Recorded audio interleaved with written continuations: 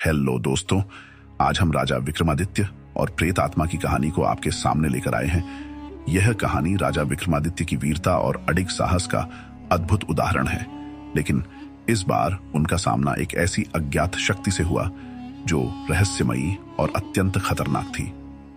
रात के अंधेरे में एक अजीब सा सन्नाटा था। उज्जयिनी के राजा विक्रमादित्य राजमहल में विश्राम कर रहे थे।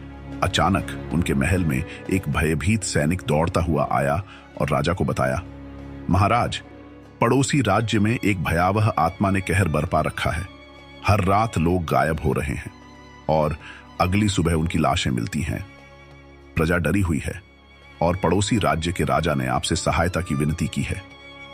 राजा विक्रमादित्य ने स्थिति की गंभीरता को समझते हुए स्वयं उस राज्य की ओर प्रस्थान करने का निर्णय लिया।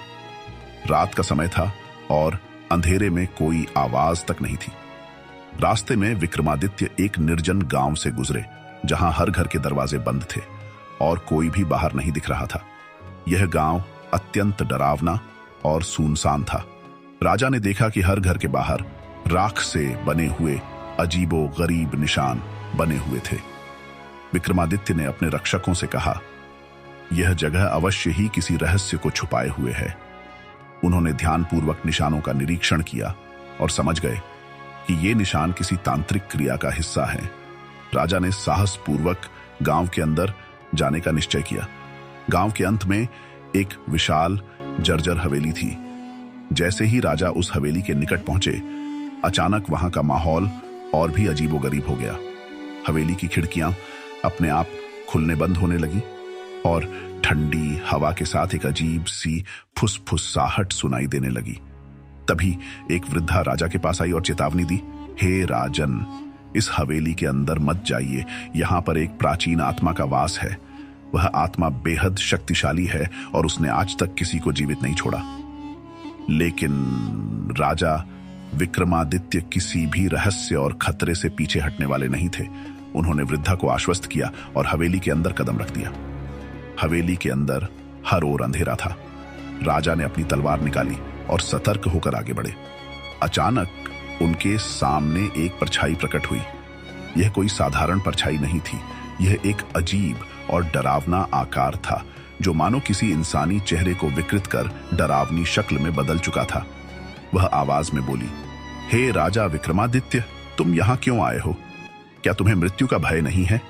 राजा ने निर्भीकता से उत्तर दिया, मैं अपनी प्रजा की रक्षा करने आया हूं और किसी भी खतरे का सामना करने के लिए तैयार हूं। यदि तुम निर्दोषों का जीवन बर्बाद कर रहे हो तो तुम्हें मुझसे होकर गुजरना होगा। अचानक आत्मा ने अपने हाथों से एक अजीब रोशनी निकाली और राजा की ओर फेंकी। विक्रमादित्य तुरंत समझ गए कि यह एक जादुई प्रहार है। उन्होंने अपनी तलवार से उस रोशनी को काट दिया, लेकिन जैसे ही रोशनी टकराई, एक जोरदार विस्फोट हुआ और पूरी हवेली कांप उठी। विक्रमादित्य ने महसूस किया कि इस आत्मा में तांत्रिक शक्तियां हैं, परंतु वे निडर थे। उन्होंने अपनी तलवार उठाई और आत्मा पर प्रहार किया, पर आत्मा हवा में घुलती सी दिखाई दी और पीछे से हंसते हुए बोली, तुम मुझे हरा नहीं सकते राजा विक्रम। मैं काल के साथ बंधी एक प्राचीन आत्मा हूं। इतना सुनते ही विक्रमादित्य को समझ में आ गया कि यह आत्मा केवल शक्ति से नहीं मरेगी, इसके पीछे कोई गहरा रहस्य है। तभी उन्होंने देखा कि हवेली के एक कमरे में एक पुराना पीतल का घड़ा रखा हुआ है। उस घड़े पर तांत्रिक प्रतीक अंकित थे। उन्हें आभास हुआ कि आत्मा का बल शायद इस घड़े में बंद है। राजा ने जल्दी से घड़े को उठाया और उसे अपनी तलवार से तोड़ दिया। जैसे ही घड़ा टूटा, आत्मा ने दर्दनाक चीख निकाली और उसके शरीर में झटके आने लगे। आत्मा चिल्लाई, तुमने मेरी शक्ति का स्रोत नष्ट कर दिया है राजा विक्रमादित्य। अब मेरी मुक्ति का समय आ गया है।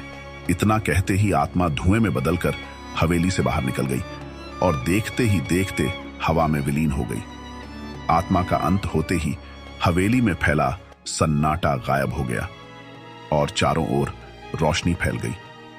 विक्रमादित्य ने गांव के लोगों को इसकी सूचना दी और अगले दिन उन्हें राज्य में सम्मानपूर्वक वापस लाया गया।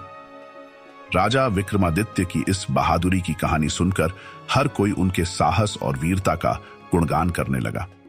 उनके पराक्रम और विवेक ने एक बार फिर साबित कर दिया कि निडरता, बल और बुद्धि के साथ कोई भी अज्ञात शक्ति हार मान लेती है। इस कहानी से यह सीखने को मिलता है कि सच्चा साहस और बुद्धिमत्ता किसी भी रहस्य और भय से पार पा सकते हैं। राजा विक्रमादित्य का साहस हमें बताता है कि यदि आप निडर होकर किसी कठिनाई का सामना करते हैं तो आप अपने लक्ष्य तक अवश्य पहुंच सकते हैं। Thanks for watching.